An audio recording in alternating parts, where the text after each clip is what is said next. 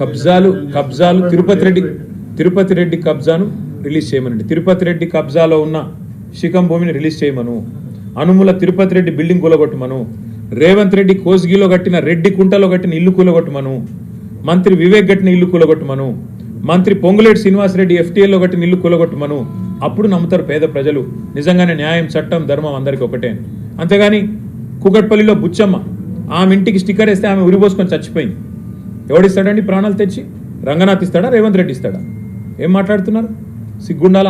High court 65 సార్లు contempt of court ఒక అధికారి మీద చరిత్రలో ఎప్పుడన్నా ఉందా?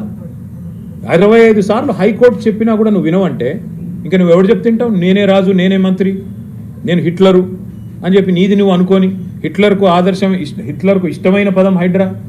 I demolished like anything. Iran, Israel మాదిరిగా నేను శీతలావస్థలోకి మొత్తం హైదరాబాద్ని తీసుకొని పోతున్నా. ఇదా రాజకీయం? ఇదా ఒక ముఖ్యమంత్రి చేయాల్సిన పని? ఇవాళ నేను అడుగుతున్నా సూటిగా రేవంత్ రెడ్డిని, హైడ్రా నువ్వు చెప్పినట్టు రిఫార్మ్స్, సంస్కరణ అయితే ఎందుకు నీ అన్న ఇల్లు కూలగొట్టట్లేదు? నీ అన్నకు హైకోర్టు స్టే ఉందని నువ్వు చెప్తావు. హైకోర్టు స్టే ఉన్న వేరే వాళ్ళ ఇల్లు ఎందుకు కూలగొడుతున్నావు? మరి వేరే వాళ్ళు కాగితాలు చూపెడుతున్నారు కదా, అయ్యా మాకు స్టే ఉందంటే ఆ కోర్టు పేపర్ అని గిరాటేస్తున్నారు, పక్కకు వారేస్తున్నారు. ఒకటి కాదు కదా, ఎన్ని వేల ఇండ్లు కూలగొట్టారు మీరు? ఎంతమందిని బెదిరించి డబ్బులు వసూలు చేస్తుంది హైడ్రా? తెలవదా? బిల్డర్లందరినీ బెదిరించి వాళ్ళ దగ్గర RR ట్యాక్స్ వసూలు చేస్తున్నమాట వాస్తవం కాదా? ఒక్కొక్క బిల్డర్ దగ్గర ఇవాళ స్క్వేర్ ఫీట్కి 200 రూపాయలు తోలు తీసి వసూలు చేస్తున్నమాట వాస్తవం కాదా? వాళ్ళు వినకపోతే హైడ్రాని వాళ్ళ మీద గుసిగొలుపుతున్నమాట వాస్తవం కాదా? హైడ్రా అనేది ఒక వేట కుక్కలాగా మారింది రేవంత్ రెడ్డికి. ఆ వేట కుక్కను పంపించి దాన్ని పెట్టుకొని బ్లాక్మెయిల్ చేసి డబ్బులు దండుకోవడం, అందులో కొంత వాటా రాహుల్ గాంధీకి, కొంత బీజేపీకి ఇవ్వడం. అదే కదా నువ్వు చేసేది.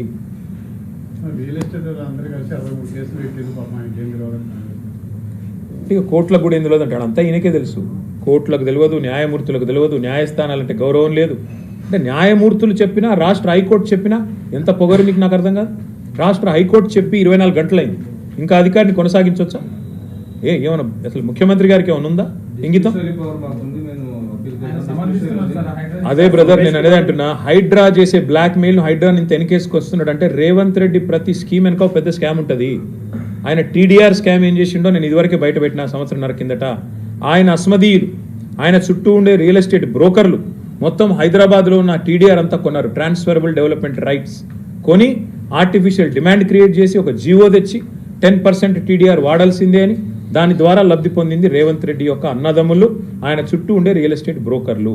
ఇప్పుడు మళ్ళీ చెప్తున్నా, హైడ్రా అనే అరాచక సంస్థను అడ్డం పెట్టుకుని రేవంత్ రెడ్డి గారు ఏదైతే చేస్తున్నారో నేను సూటిగా అడుగుతున్నా, నీ హైడ్రాకి దమ్ముంటే, నీ హైడ్రా నిజంగా సంస్కరణ అయితే ముందు నీ మంత్రుల ఇల్లు కూలగొట్టు. పొంగులేటి శ్రీనివాసరెడ్డి ఇల్లు FTL లో ఉన్నమాట వాస్తవమా కాదా? అట్లాగే వివేక్ ఇల్లు బఫర్లో ఉన్నమాట వాస్తవమా కాదా? అట్లాగే పట్నం మహేందర్ రెడ్డి ఇల్లు FTL లో ఉన్నమాట వాస్తవమా కాదా? KVP రామచంద్రరావు గారి ఇల్లు ఆయనది ఉన్నమాట వాస్తవమా కాదా? ఎన్ని ఉన్న ఎగ్జాంపుల్స్ ఇన్ని చూపెడుతుంటే ఇవేవి కాదు. అనుముల తిరుపతి రెడ్డి ఇల్లు FTL లో ఉన్నమాట వాస్తవం కాదా? కాబట్టి చట్టం అంటే అందరికీ ఒకటే తిరిగి ఉండాలి.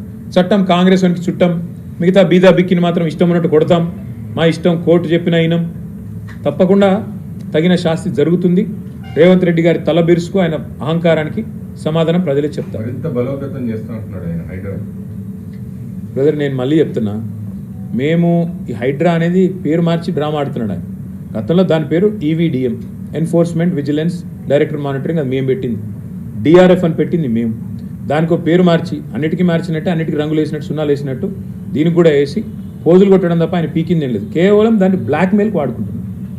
జస్ట్ ఎక్స్టార్షన్, బ్లాక్మెయిల్, బెదిరించడం, డబ్బులు గుంజడం.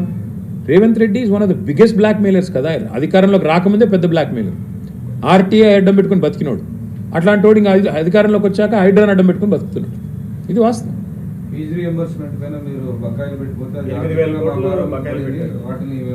శాతగానోడు, అసమర్థుడు, అదంటారు కదా, చెల్లని నానానికి గీతలు ఎక్కువ, శాతగానోడికి మాటలు ఎక్కువ. మేము అధికారంలోకి వచ్చినప్పుడు 2014లో ఫీజు రింబర్స్మెంట్ బకాయిలు లేవా? It's continuous process brother. Previous year బకాయిలు నెక్స్ట్ ఇయర్ కడతాం, అరియర్స్ అంటారు వాటి. అది కామన్ ప్రాక్టీస్. అది governance is continuous. Governance is an institution. అది వరుసగా ఇప్పుడు మా కిరణ్ కుమార్ రెడ్డి ప్రభుత్వం తర్వాత మా గవర్నమెంట్ వచ్చింది, కాంగ్రెస్ ప్రభుత్వం తర్వాత. మరి మాకు లేకుండానే 4,000 కోట్ల బకాయిలు కట్టినామా లేదా?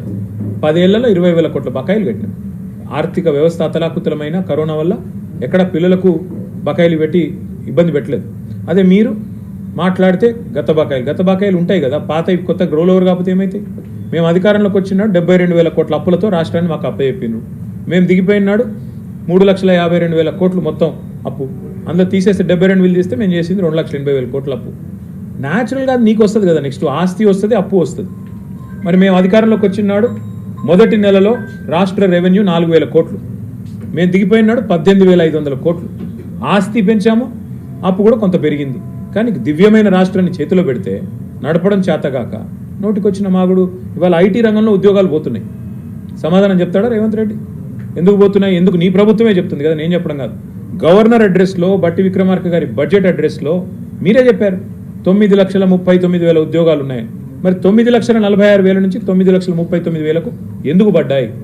మీరు ఐటీ హబ్బులు వాడుకోరు, జిల్లాల్లో మేము కట్టిన వాటిని వినియోగించుకోరు. అవి కేసీఆర్ ఆనవాళ్ళు కాబట్టి జీర్ణించుకోలేరు. మేమేం చేయాలి? దాన్ని తెలంగాణ రాష్ట్రమే కేసీఆర్ ఆనవాళ్ళు కదా.